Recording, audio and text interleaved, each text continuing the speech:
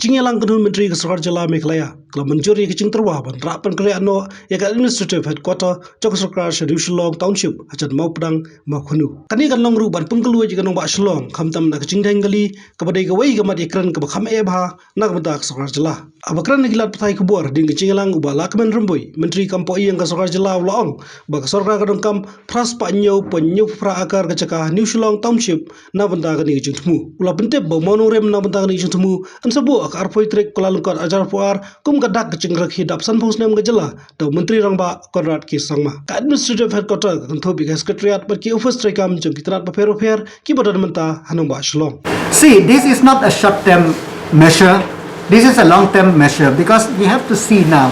If you see Shillong, it become very congested, and we thought that and since the government have developed the new Shillong, and moreover, it is acquiring about 800 acre of new land in the Maupdang Maukanu area. It is fit for the government to have a planned city, a planned town, so that it will not only help ease the congestion here, moreover, it will develop the other periphery of the Shillong agglomeration as a whole.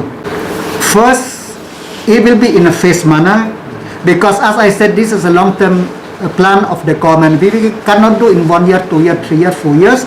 But once the plan is there, different department, different directorate, they have to plan accordingly. What is the need, taking to the account the new age administration, the thing and that. So the nitty-gritty we will work out, but decision have been taken that ultimately the new Shillong will be at some point of time it will be a permanent administrative building for the state of Meghalaya.